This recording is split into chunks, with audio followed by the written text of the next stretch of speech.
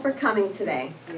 We have a wonderful speaker, William Rogers, Professor of History and Associate Dean of Graduate Studies at Drew University, who will speak on the topic, Micheal Collins and the Invention of Urban Guerrilla Warfare. Now, the fact that the timing is like this was not planned. I apologize. Yes, we feel terrible about what happened. In February, you were supposed to speak here, Bill, and he couldn't make it. And because I pay so well, coffee and cookies, we were able to reschedule him for today, which I'm so thrilled that you are coming here because he's one of our best speakers. I have to tell you, I loved all your talks, but the thing that you spoke here in October 22nd, 1998, the Civil War in American History. You spoke in 99, the Good War, Americans in World War II. And then in 10, you spoke on the war that never ends, and World War I and the 20th century. And for some reason, every time when I heard it, the war that never ends, it's coming to bear fruit again. You could have given the same, yes, the war that never ends. And I still remember what you said. It's not that it was constant. It stopped for a while and then it arose a while. It just never left completely. And like I say, that was fabulous. And I'm so excited that you are speaking today about something that we all should know about because it's hitting the papers, unfortunately, the tragedy in Belgium. And it could happen anywhere. And guerrilla warfare that you're telling us about it is, at least we'll be enlightened a little bit about why or how. So thank you, Bill, and thank you for changing your schedule and everything. These are very busy people, and they come and they can't get away with it. Even after they say no, I say, well, when can you come? That's true. It's true.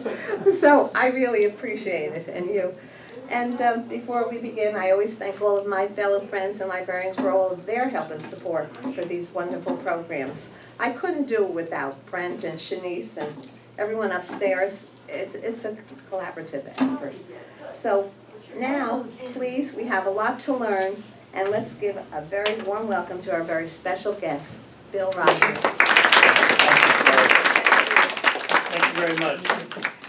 Unfortunately, they left the room. But I think it's on film. I wouldn't let. I know that's true, right? It'll be on record. Right. We should really thank our crew here for those of you who didn't know, we had to switch the whole room around. So a little round of applause for them to get all this ready. I pay them very well too. Yeah, I'm sure.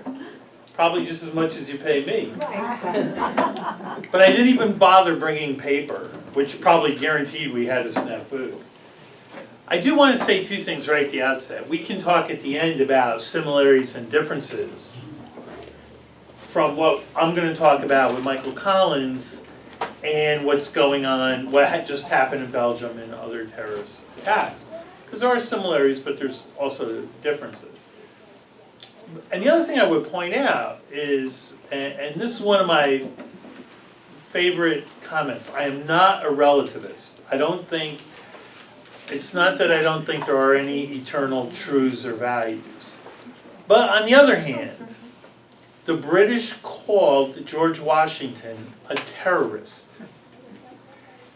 So the old line about one man's freedom fighter is another man's terrorist, to us, George Washington is one of the greatest heroes in American history. To the British at the time, he was like one of these suicide bombers in Belgium. Now, to me, that doesn't mean they're equal. It means you need to go deeper. And why are they doing what they're doing? What is it that they're doing? There's a big difference between George Washington have a stand-up fight at the Battle of Monmouth or Trenton and, going into a crowded train station and just blowing up a bunch of random people. That really doesn't do much good. But I think what we're going to talk about today is pretty good background on where we are today. So with that, I picked this topic because Phyllis just nags the bejesus out of me to do this, and so my Irish Catholic guilt gave way. And but I thought, okay, we're February, March, we should do something Irish, and I'm a big Micheal Collins fan. For those of you who don't know, there's the big, are you a Collins guy or a De Valera guy? And I'm a Collins guy. And just a side note, in the recent Irish election, no one got a majority. They have a parliamentary system, which is another reason why I love our system. Because at the end of the day, somebody's going to win. I refuse to talk about the current electoral process. I have some very strong opinions, but I'll just let that go. I'm sure you all do too. Because we want to stay friends. Whenever I have a big St. Patrick's Day party, and people start talking about politics. I'm like, oh God. I used to put up a sign, no politics or religion, But what I find is when people start talking politics, I start talking about the past.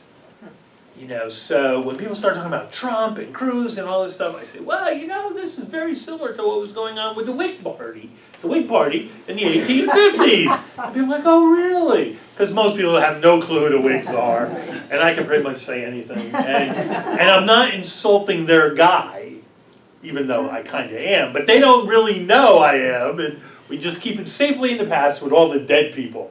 You right? So, unfortunately with this though, we're gonna come right to the present. Come on.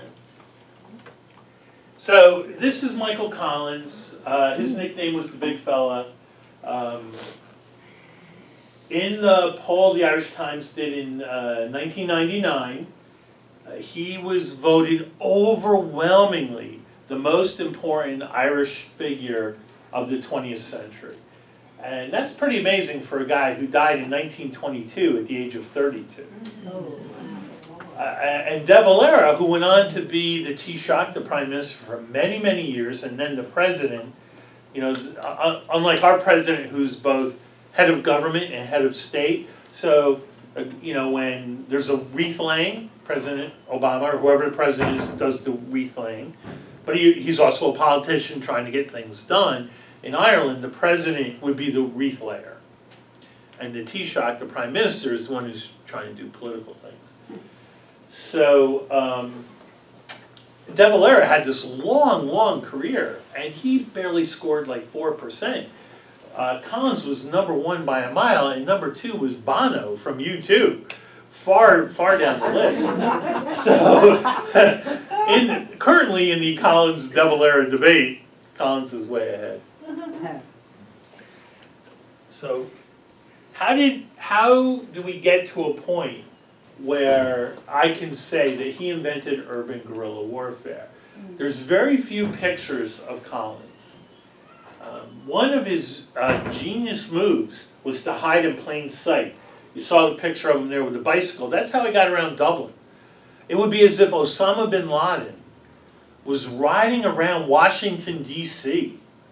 on a bicycle, dressed in I don't know if that would work today, but dressed in a 3-piece suit with a briefcase, acting like a businessman. And the British had no clue.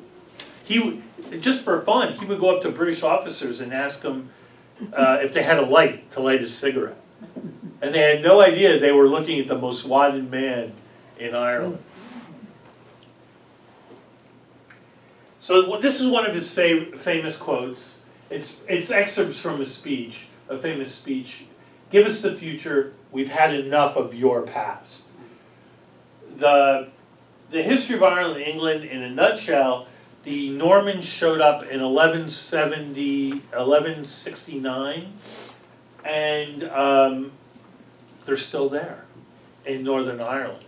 So when my Israeli and Palestinian friends talk about the difficulty of the Middle East there with Israel and Palestine, I said, you guys are pikers. You've been only going at it for 60 years, 70 years.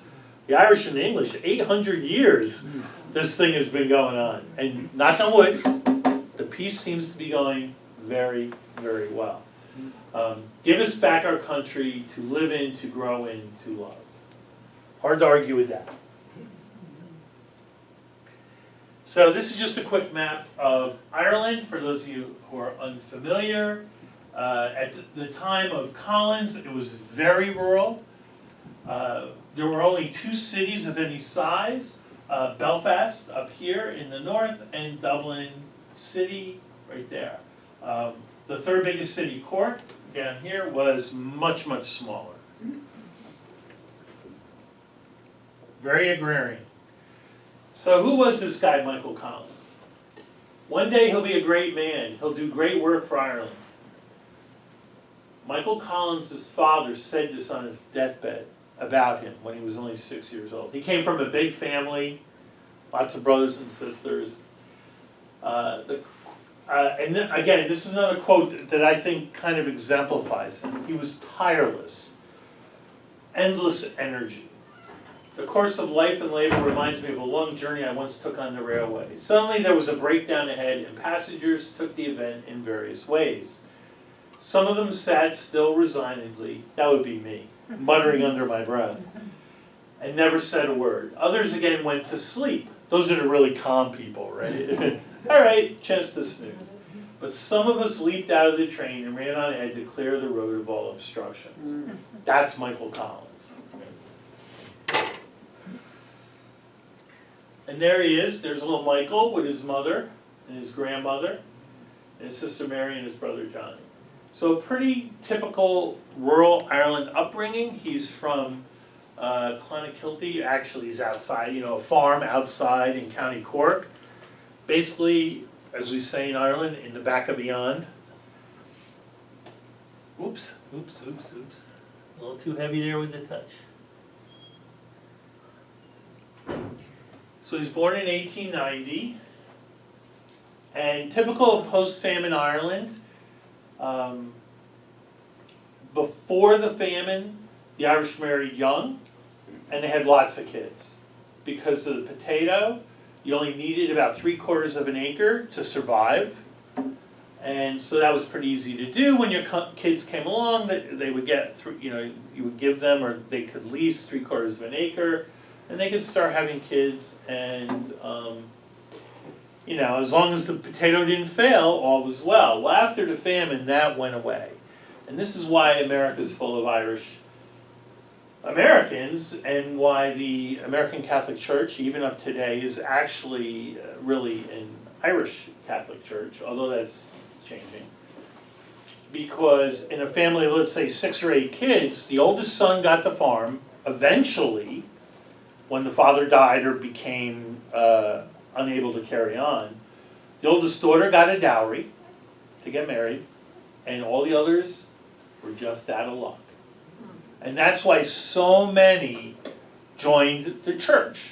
It made sense, especially for women, because you become a nun, especially if you come to the States, you could run a school, you could run a hospital, you could run a college, you can be somebody, right? You just don't have to marry some 60-year-old guy,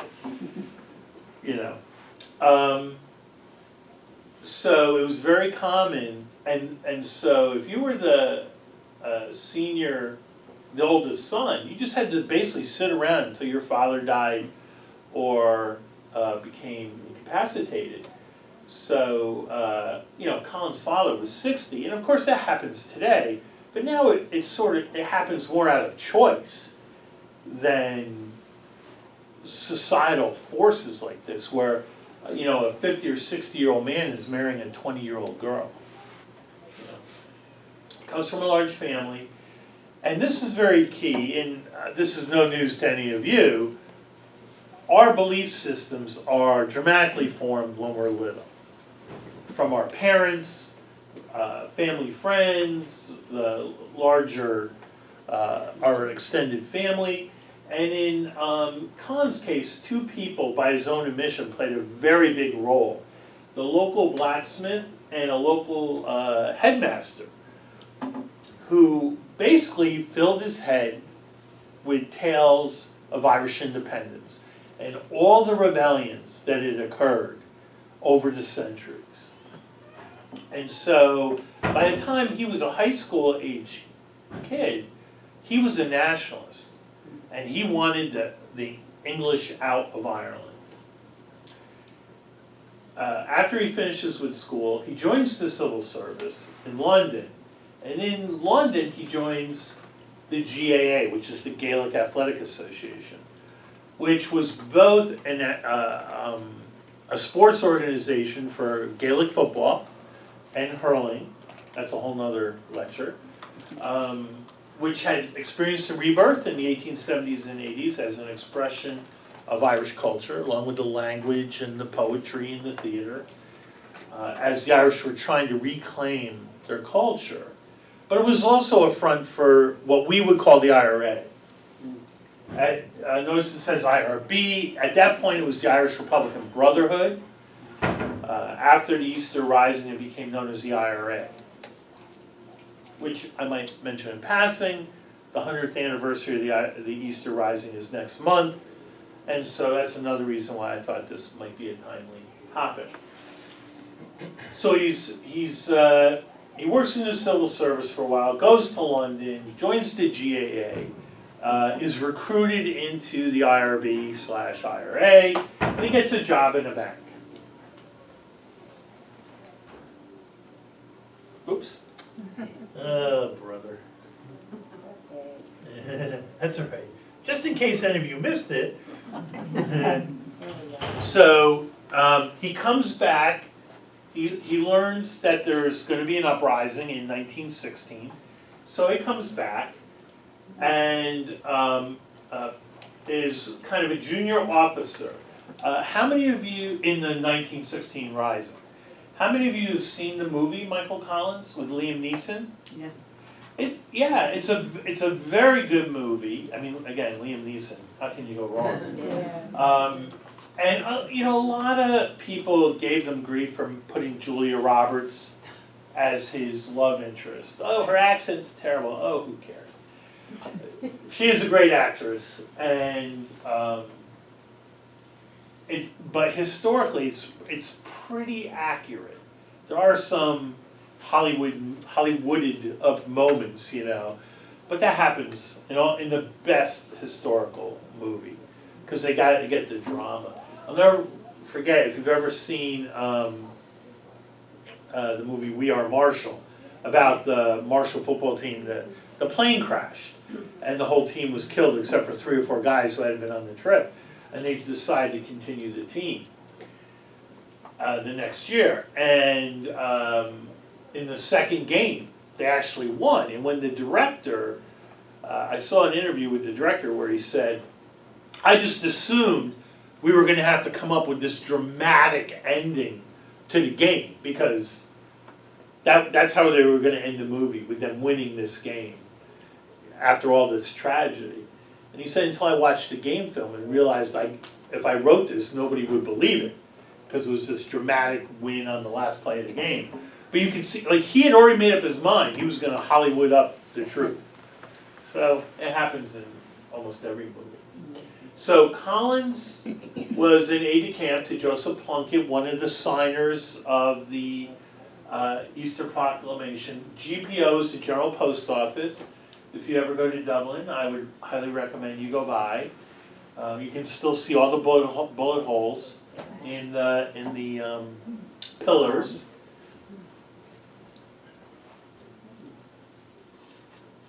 And this is Sackville Street. After the Irish got independence, it was renamed O'Connell Street for Daniel O'Connell. This is before the Easter Rising.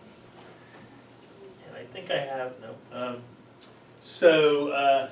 There's all this text. I know you guys can all read, but to kill time, I like to prove I can read too, So the Proclamation of the Republic, which actually is another whole topic. It's their Declaration of Independence, and in it guarantees equal rights for women. First one ever to treat women equally. And there's a phrase in there, to cherish the children of Ireland, which to this day has led to very significant political battles over what the words cherish all the children of Ireland. Now what they meant was Protestant and Catholic. Although some of these guys were very devout Catholics, they were pretty ecumenical in their outlook about a future Ireland. And so it's interesting, it's just like with us, 230 years on, 240, right? This is the 240th year of the Declaration of Independence, right?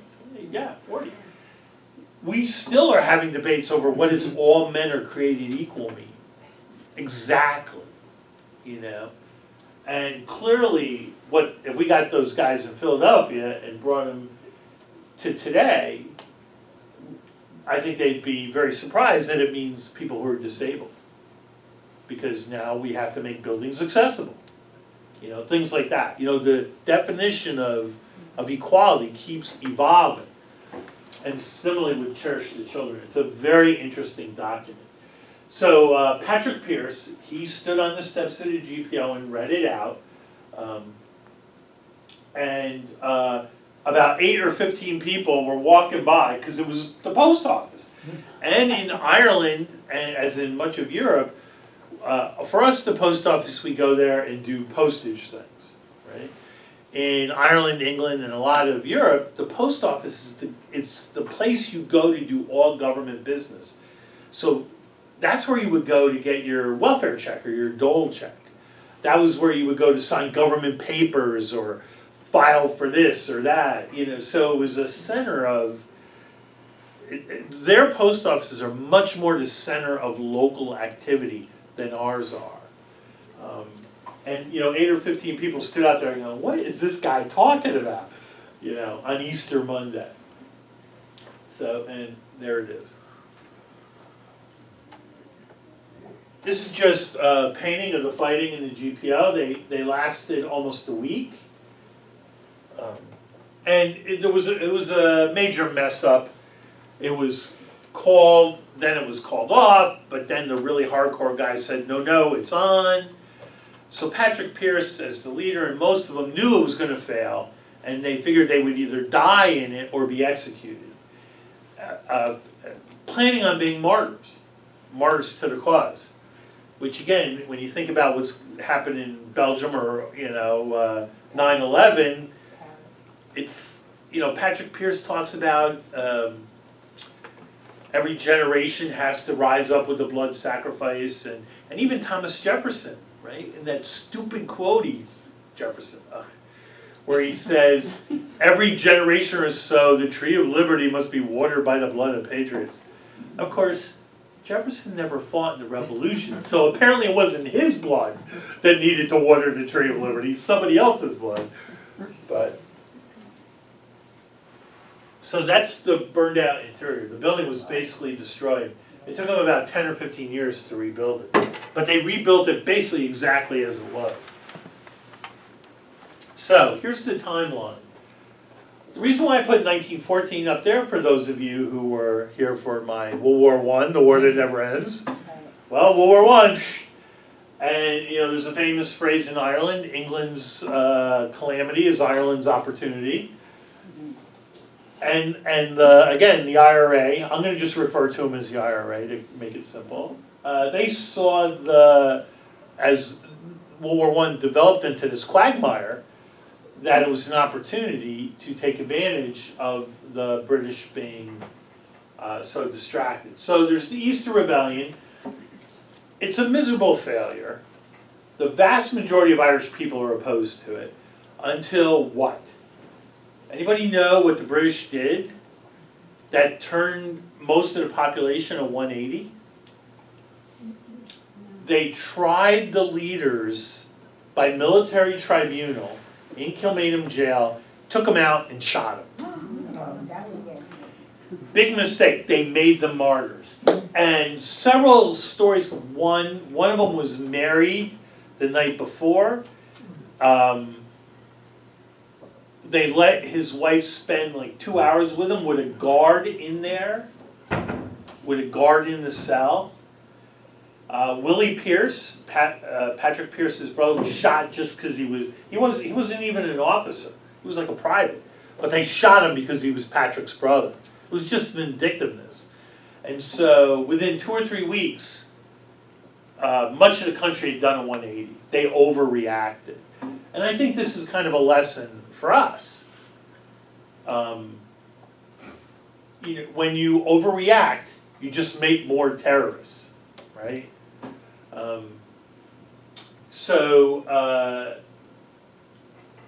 And interestingly enough, although the political party Sinn Féin, the one that Jerry Adams is the head of, had nothing to do with the rebellion, somehow they got all the credit for it. They were the political recipients of all the credit. And it's hard to say exactly what would have happened, but in the spring of 1918, we know the Germans are about to collapse. No one else knows that. So everybody thinks World War I is going to go into 1919 when there's 4 to 6 million Americans, and probably last towards the end of 1919. That's what everyone's thinking. So the British have run out of men, basically. They didn't put in conscription in Ireland because they knew that would go over like a lead balloon. Over 100,000 Irishmen fought and about 40,000 died, but it was all volunteer. In the spring of 1918, they announced they're going to introduce the draft in Ireland. And that was the final straw for most Irish. And all you have to think about it is, imagine all of you have an 18-year-old son. It's the spring of 1918. The casualties are in the millions. Nothing really seems to be happening. At this point, they're still fighting in France, a couple of miles either way. Do you really want your baby boy to go fight and be chewed up in this meat grinder that might still go on for years? And so the people of Ireland were going to have none of it. Now the war's over in November. Yoo-hoo! But the Irish don't forget. And there's an election in December 1918. Sinn Féin wins overwhelmingly all the parliamentary seats in London, except for in the north where the Protestants are a majority. They refused to go to London, and they established what's called the Dáil. I know it looks like Dale, but it's Irish, Dáil.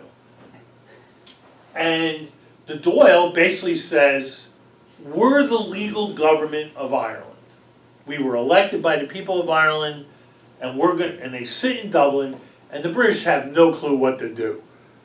What do you do when the people of theoretically a part of your country, because Ireland is legally a part of Great Britain at this point. After the last presidential election, there were a lot of these petitions started to have Texas secede from the United States. And then there were a lot of petitions from San Antonio and Austin, which is the capital, to secede from Texas, And so even though Texas went for Romney, there were millions of people who voted for Obama. It's not like, in Ireland, that's not the case. It was overwhelming, So what did the British do? Throw all these guys in jail? When the people have spoken, it's very difficult. So the Dáil starts meeting, and on the very first day they meet, a bunch of hothead IRA guys down in Tipperary, where my family's from, ambushes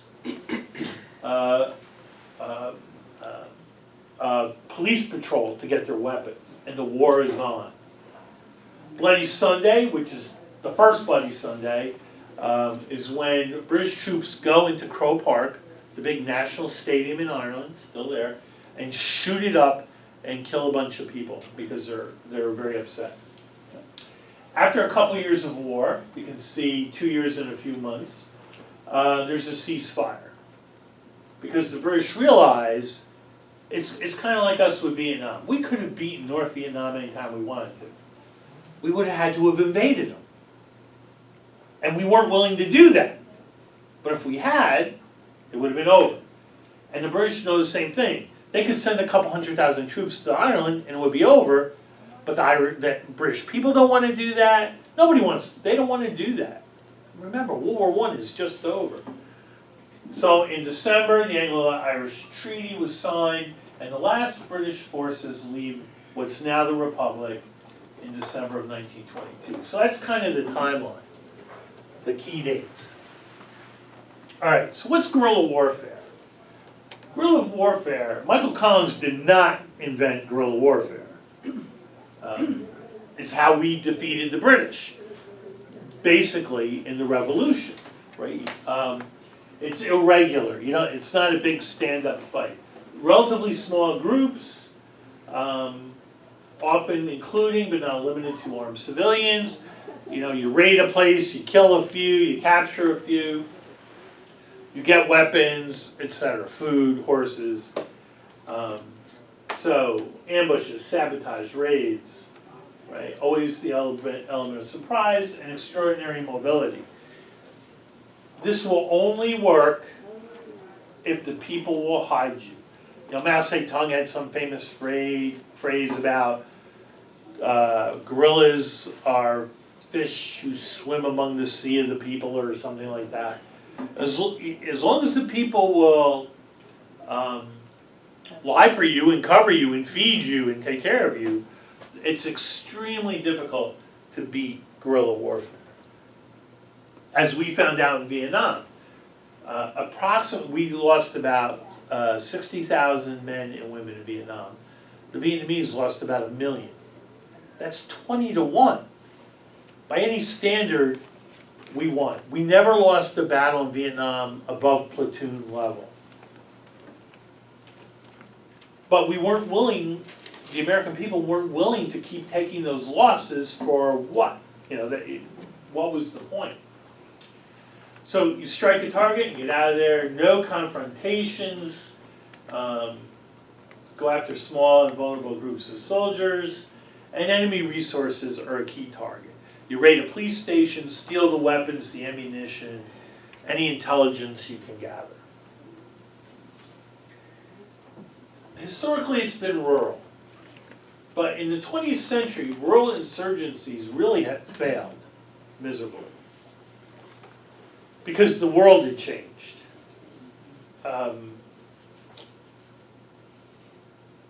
Which is, for example, a reason why the communists launched the Tet Offensive.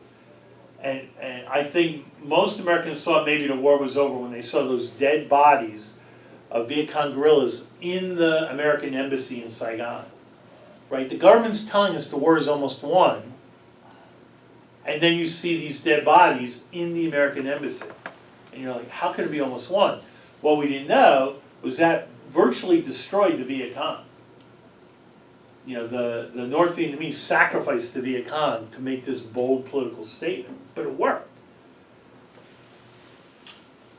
So the urban guerrilla phenomenon is one of industrialized society.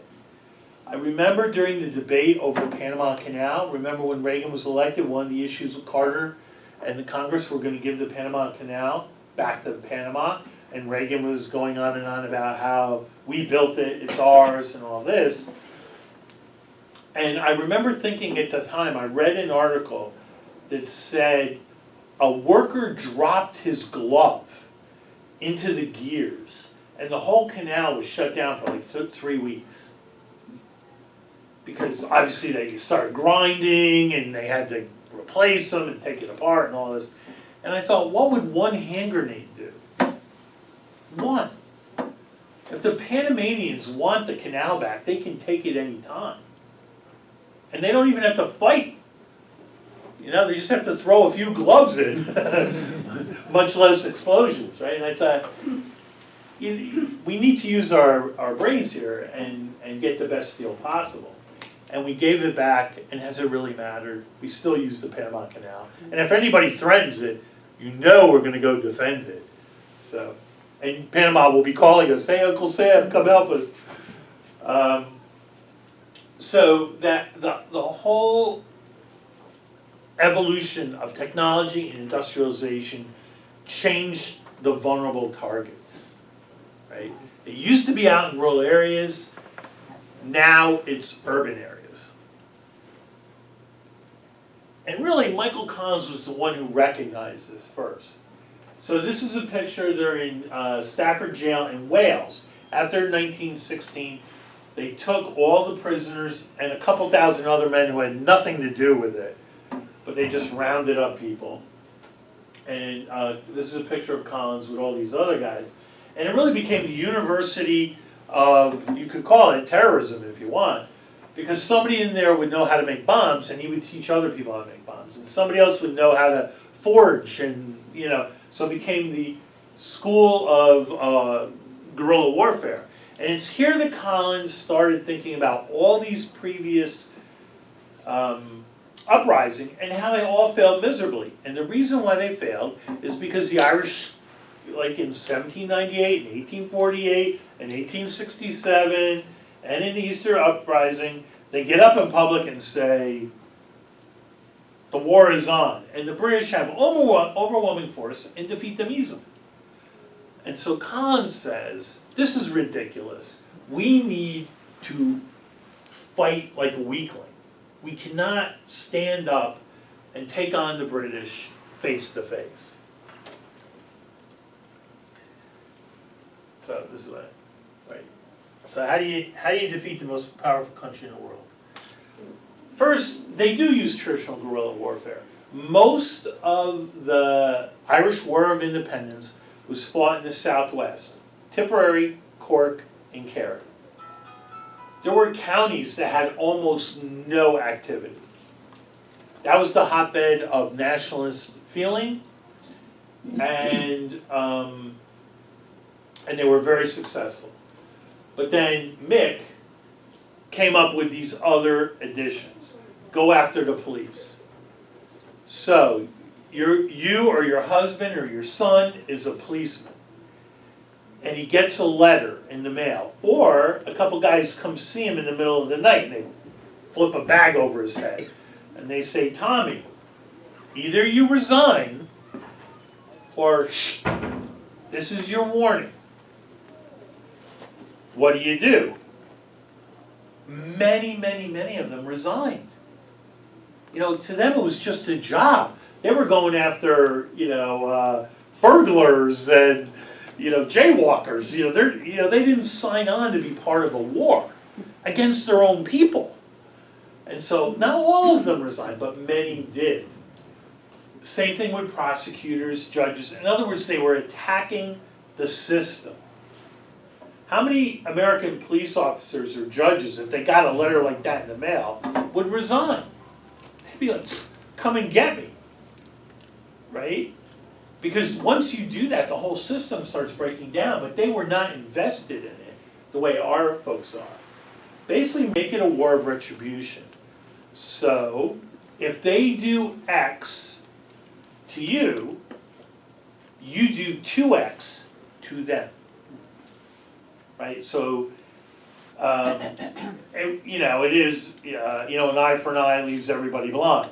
And that's kind of what's going on. And really the whole idea of it, like any war, is who's willing to inflict the most suffering and endure the most suffering. Right? I mean, that's any war comes down to. The people who won the revolution for us were those hard case, poor, white, freed slaves. 35% of them were Irish American, who stuck with Washington from 1775 to 1883. It wasn't the militia, it wasn't the shopkeepers, it was the poor, it was the subsistence farmers, the guys who just stuck it out year after year, the guys who were at Valley Forge and Morristown. Those are the guys who won the war by not quitting, basically, when you get down to it. And then Collins adds another layer, spying on the spies. He builds an amazing network. And this really does remind me of Washington, because Washington, after the disaster in New York early in the war, he realized he needed more intelligence. So he built a spy network that reported directly to him, nobody else. He didn't even tell anyone who his spies are. There's that show on AMC or something, right? What's it called? Turn. I think. And it's all about Washington's spy network. And so what Collins does is he finds people who work for the government, who work for the police, secretaries who are typing up memos. And they type up the memo, and then they take the carbon paper, put it in their purse, give it to somebody, and it finds its way to Collins. And he himself, as I said, hides in plain sight. Again, that wouldn't work today. We probably wouldn't noticed Osama riding on his bicycle around Washington, because everybody had pictures of him, right? He was on the news constantly, but there were no pictures of Collins. They had one picture from the side, and Collins actually got a police officer to take him into Dublin Castle. They showed this in the movie, and he went through the files.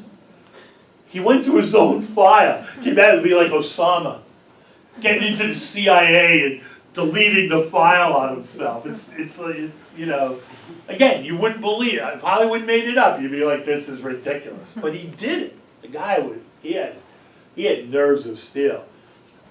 And so there was one picture in there of him from the side, profile, and he took the picture, ripped it up, and took it with him. So then they had no picture of him. I guess nobody thought to make copies.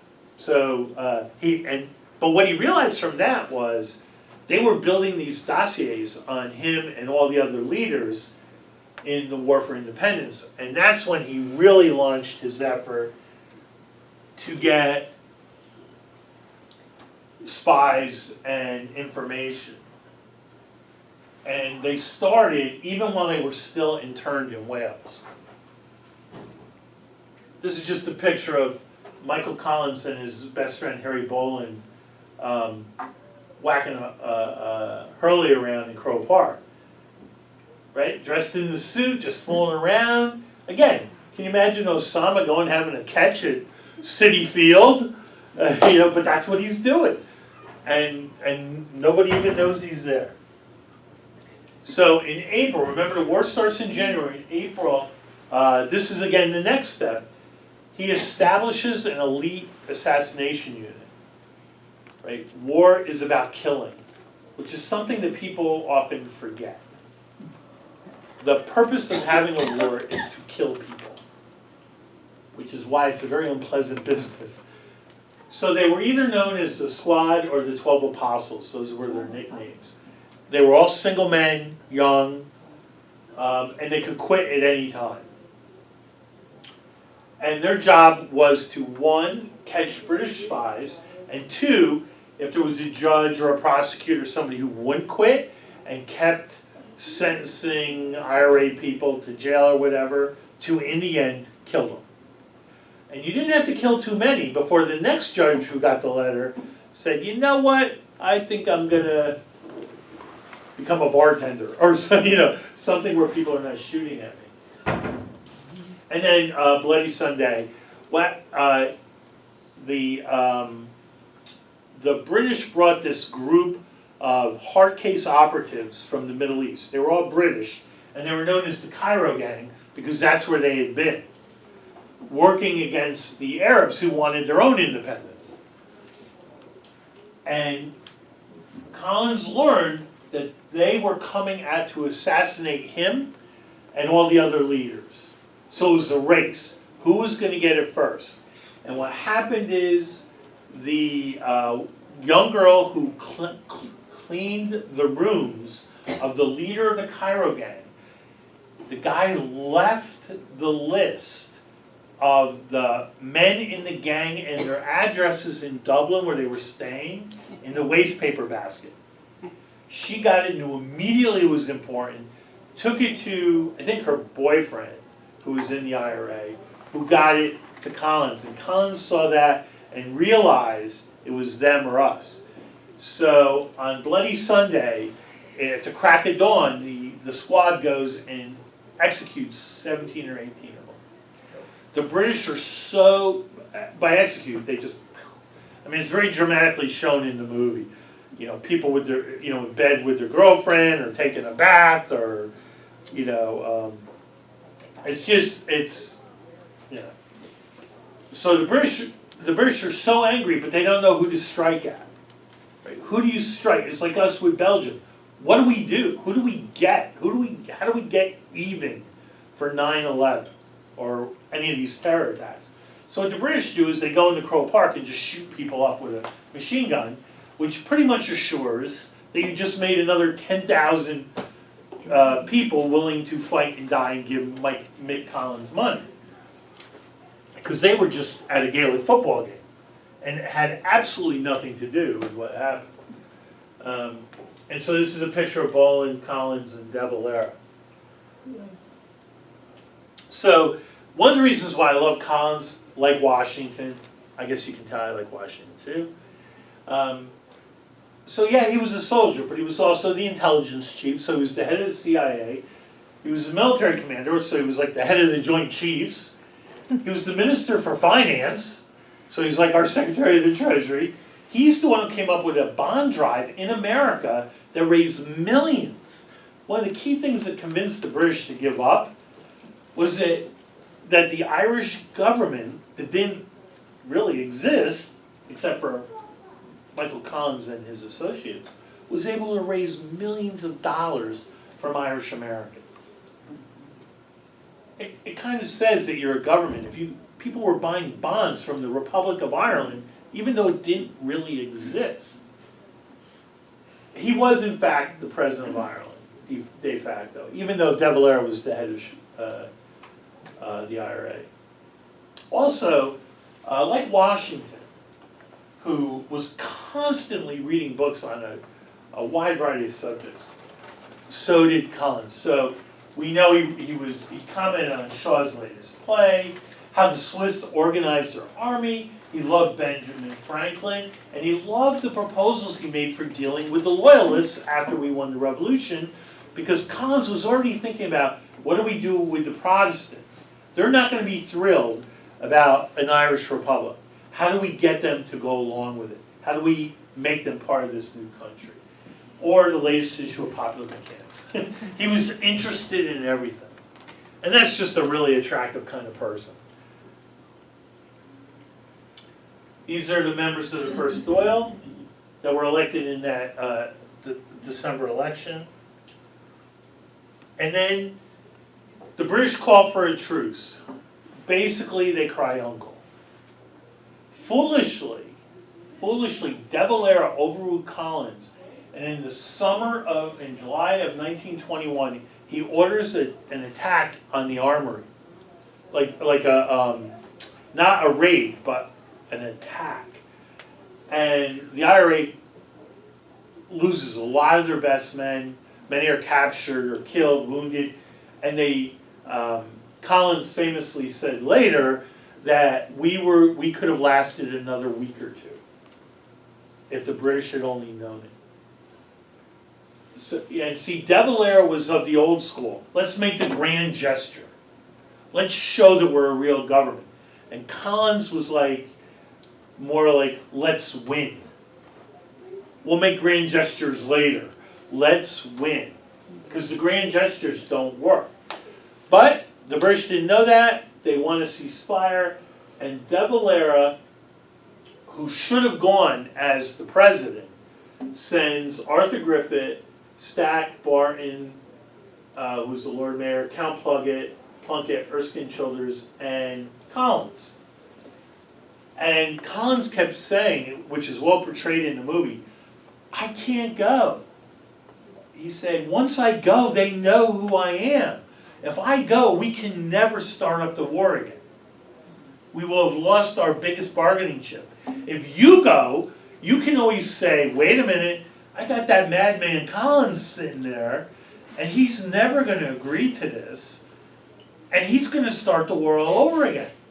And he's threatening to bring the war to England and start blowing up stuff here. Like, he can say anything in negotiations, right? So you had the big bad Micheal Collins, but De Valera, who I can't stand because he didn't have the guts to do it. He didn't want his name attached to whatever happened, right? He wanted other people to have to take the blame if this thing didn't go well. And I hate people without courage, political courage. Do the right thing. A good example is Arafat. When he and the Israelis negotiated that deal about Jerusalem, the Israelis gave him almost everything he wanted. If he had agreed to it, he probably would have been assassinated.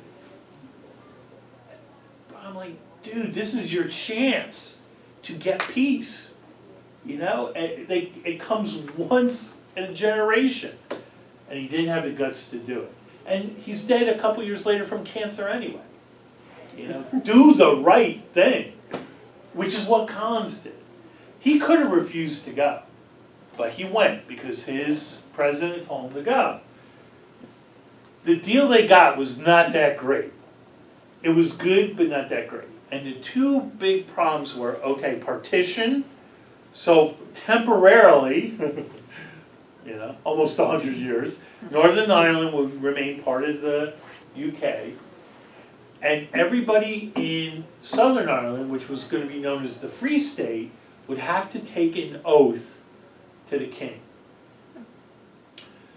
You know, and a lot of people, if you've ever seen the movie The Wind That Shakes the Barley, which is a very tough movie to watch, it's just so sad.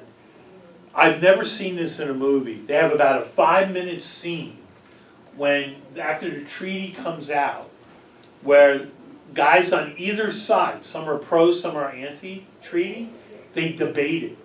It's like a real political debate, and it's beautiful in the sense that it is all the historical arguments that are made on both sides. So if you knew nothing about this era, if you watch that movie, you're going to get the heart of the debate between the pro and anti-treaty people. So Collins comes back.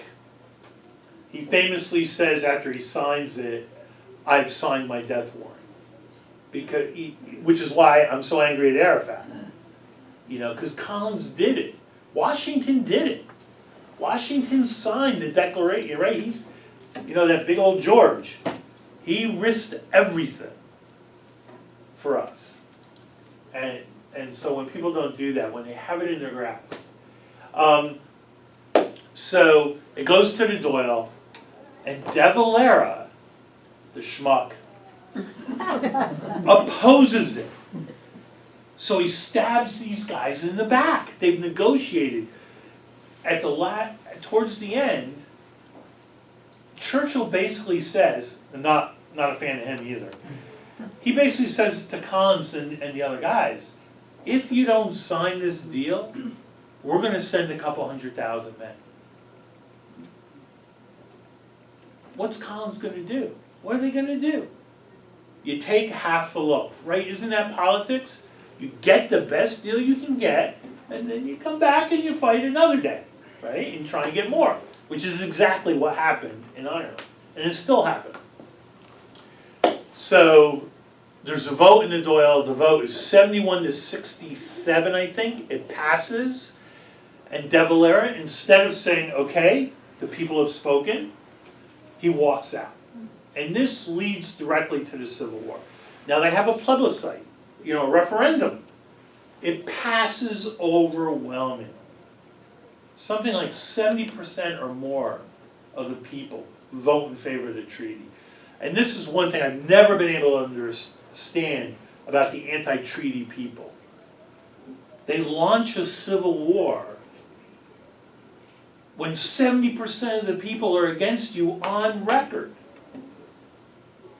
You know, it's not just the guys in the Doyle who voted, and gals. It was the whole country, you know. It would be like if in this election in the fall, let's just say it's Clinton-Trump, and Clinton gets 70% of the vote, and the Trump people start launching attacks in the streets. Okay, you can launch attacks, but 7 out of 10 people said, we disagree with you. Aren't we a democracy, right? Or vice versa, it doesn't really matter. And so I've never understood that, which is why I say things like the bloody Irish, you know, they do themselves in. This is just the document appointing the committee. This is an artist's drawing of the negotiations that number 10 Downing Street. And it went on, as you can see, it started in July and it went until December, so it must have been pretty intense. So there they are, those are the guys, the committee. Here's a report in August. It's like a midterm report on what's happening. And here's the treaty signatures. Here's the British one, like Lord Birkenhead. And here's Micheal Collins. Notice they all signed in Irish. Yeah. Collins actually could, speak Irish. And then, before all the bad news at the end, let's have a happy note. So, Kitty Kernan, or Julia Roberts, depending. And she was really beautiful, but supposedly Collins was a real ladies' man too. And I think you can tell from the pictures, he's a pretty big guy, 6 foot, very big, strong, handsome, just like George Washington. Contrary to what you might think about George, until he got married to Martha, he was quite the ladies' man. He was a great dancer, great conversationalist. Many people say the best horse rider of his generation. So they were planning to get married on August 22nd, but because the Civil War started between the pro and anti-treaty sides in May, June, they postponed it for a couple months. And the way the war started, again, stupid Irish, the anti-treaty took over the four courts, which it would be like if somebody went into the National Archives. So Collins sits there, waiting. He's like begging them. These are all guys who used to report to him. He's begging them, please, come out, come out. And finally, the British say to him, if you don't get him out of there, we will. And if that happens, then the illusion of independence is a sham, right? It becomes just a sham. That a foreign country, theoretically, is mucking around. So Collins had to go in there and get him. And what happened was, the four courts were destroyed, and that's why, if you're an Irish American, getting information about your genealogy is such a pain. Because all the records, not all, but the vast majority of that kind of records were destroyed. Imagine if somebody did this at the archives. What would be lost? And there's so much of America in there, And the war was on. More Irish were killed during the Civil War, even though it only lasted 9 months, than in the whole War of Independence. Way more were killed. This is Beal na Bla in County Cork, where Collins was murdered. And he famously said, they wouldn't shoot me in my own county. Well, unfortunately, they would. He never should have gone. Maybe a little bit of ego there, by the old mixter, thinking, come on, they're not really, it would be like George. And I always, to try and make that comparison, I say, imagine if during the Shays Rebellion or the Whiskey Rebellion, they had shot Washington because they didn't want to pay taxes on whiskey. I mean, really. America would be so different if we hadn't had George to be our first president. Right? It would be totally different. Who would have been the first president? I don't know. Maybe Adams? I don't know. But it wouldn't have been the same. When you see how many things that Washington did, the 2-term limits, the title Mr. President, Adams had this really long title, like your most majestic on high excellency, Like, what? and Washington was like, no, Mr. President is just fine. I mean, there's so many precedents he set. Good ones. Really important ones.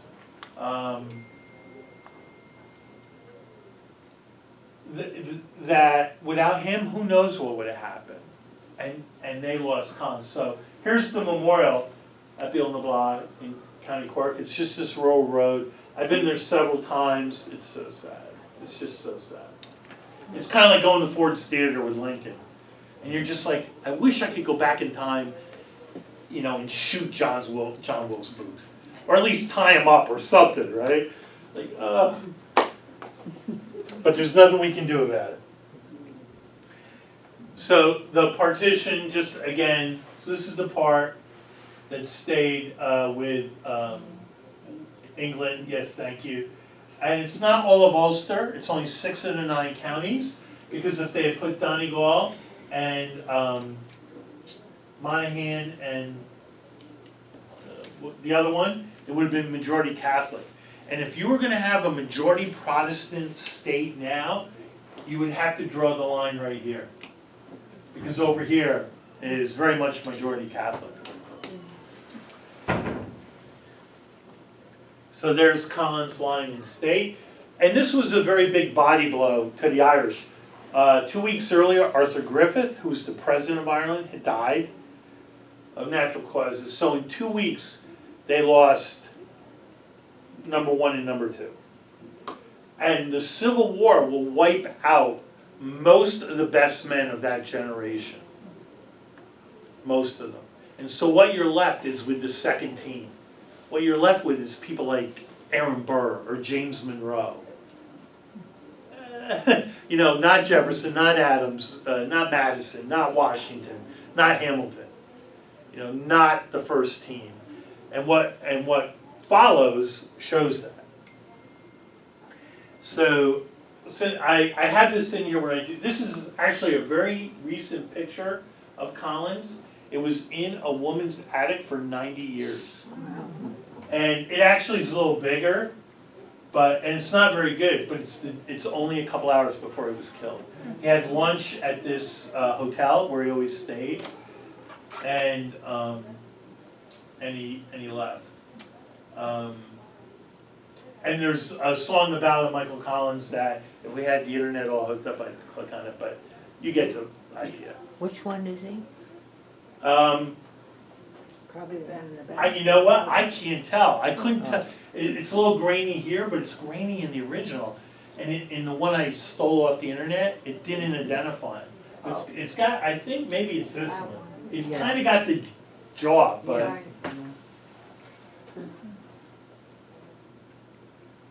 So, Collins, you know, just like with Lincoln, what would Reconstruction have been like with Abe? Would we have had all the problems we've had with race and everything that we've had over the last 150 years? Who knows? He wasn't Superman, you know, he couldn't do everything. But somehow I think it would have to have been better than Andrew Johnson, right? And that mess we got, and the KKK, and people on all sides trying to make money off of the horror of the Civil War and everything. And likewise with Collins. Collins said to people with him who were saying, well, what about the North? What about the North? We can't leave the North. He said, don't worry about the North. I have a plan. Now, maybe he really had a plan, or maybe he was just blowing smoke to keep everybody calm. Who knows? But for a guy who defeated the British Empire with a few hundred men, maybe he actually did have a plan. And he also said, the treaty doesn't give us freedom or independence. It gives us the freedom to get independence. And in 1947, Ireland declared itself a republic. He was exactly right. He was exactly right. And the loss of this guy at 32 is a tragedy. And all the other men who died in that Civil War is just impossibly tragic. It left De Valera as the last man standing. He wrote a constitution that was so reactionary. His vision of Ireland was rural. You know, famously he said something about comely maidens. You know, he wanted all women barefoot and pregnant in the kitchen, and he made no bones about it. And so women lost most of the rights they had. He gave the Catholic Church complete control over all social services. So up until the 1970s, 50% of the books are written by Irish people were still banned, like Joyce and, you know, I could go on and on about how much I don't like De Valera, but without Collins there to like balance them out, you know, he had the free run, and it really put Ireland as a rural agrarian country that took them to the 1990s to get passed. So I would definitely say that, one, Micheal Collins invented urban guerrilla warfare, and he is the man who made modern Ireland possible. Thank you very much.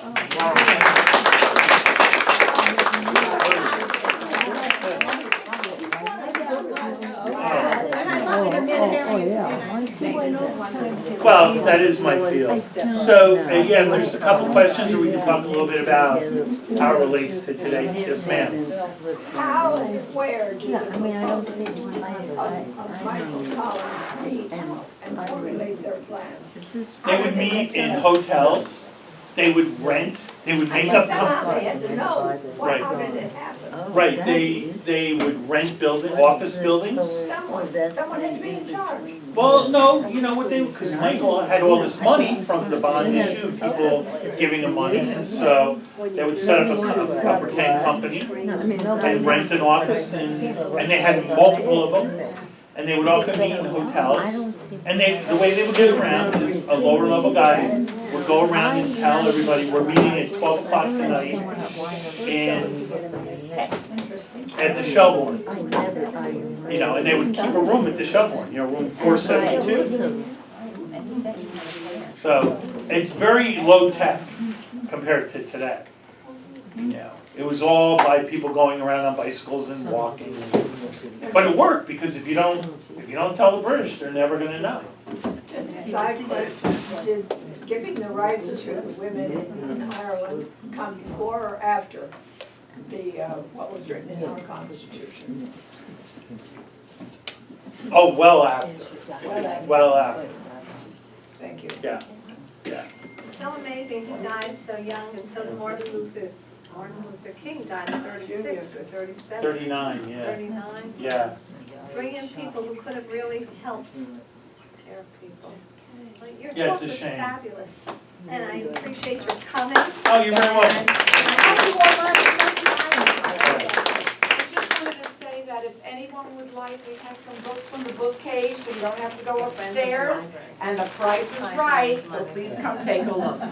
And I only have one last comment, and really quickly, about the comparison between Micheal Collins, or for that matter, George Washington, what's going on today. And I think there's a lot of similarities, right?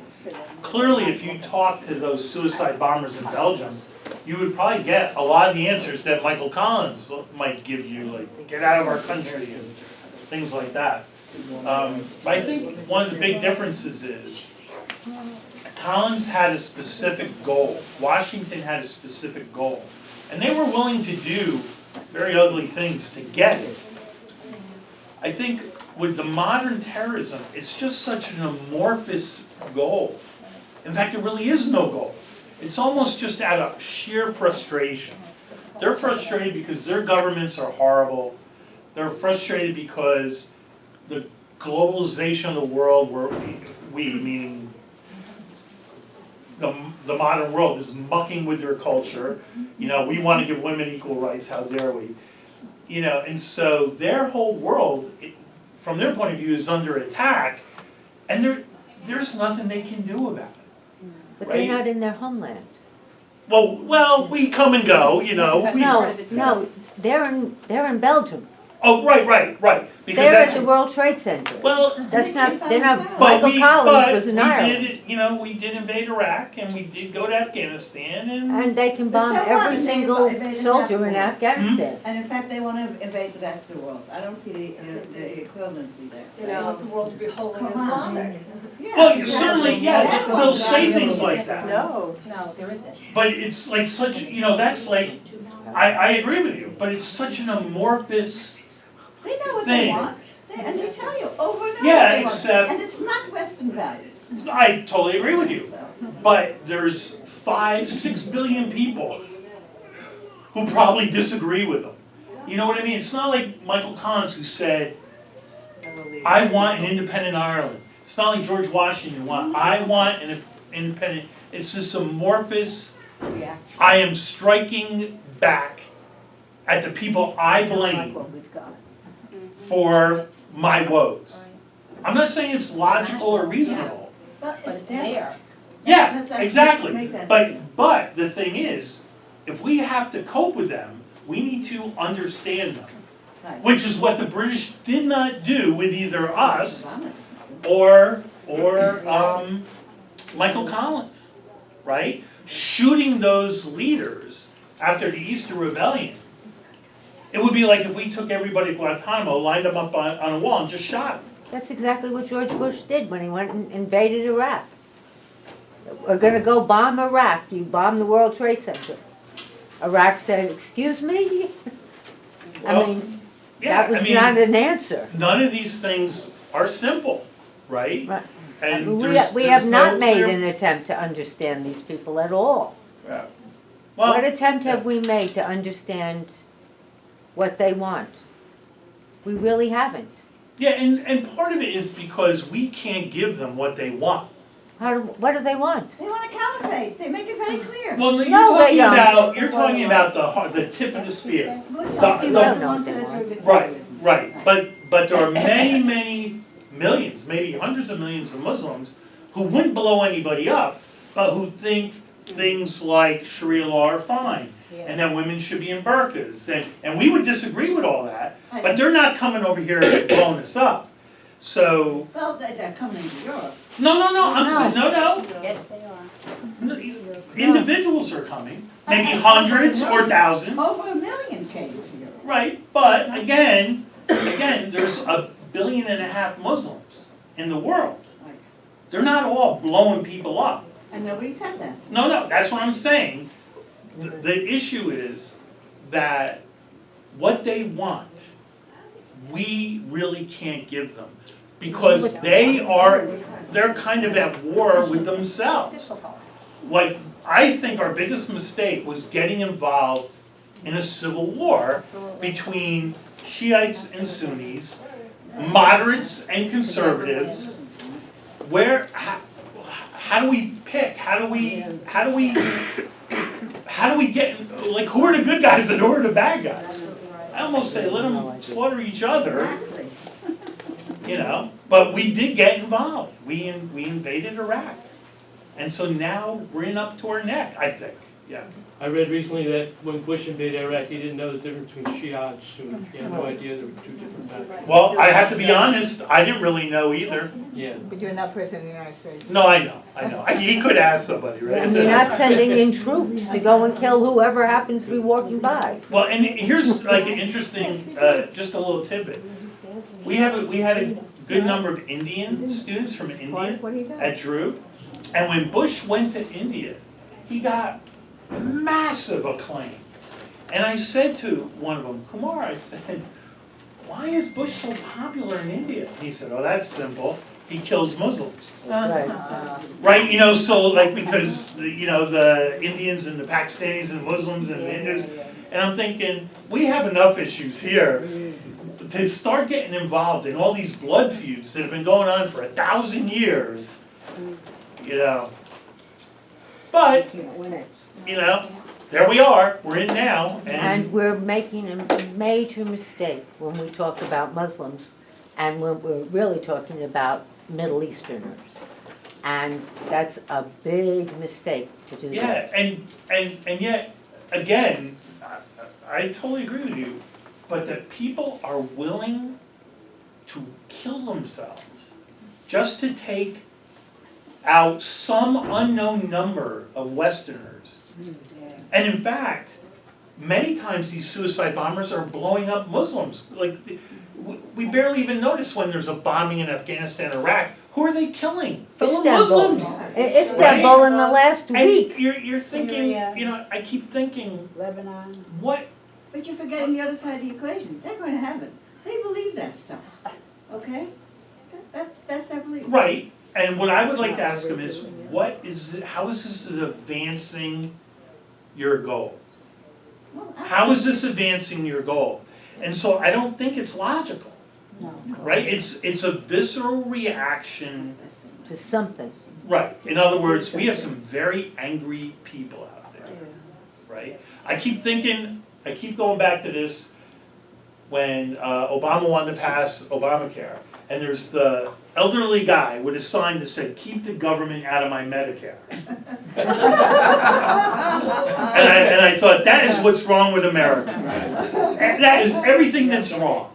I'm sorry, we're a semi-socialist country, whether we like it or not. So, like everything we do, right? The police force is a minor form of socialism. We all pay taxes, and we hope that if anything bad happens to us, a police officer will show up and help us. Social Security, Medicare, like, ah! You left us on a very happy note. Yeah, yeah. Happy St. Patrick's Day, everyone. Thank you. Oh, you're wonderful.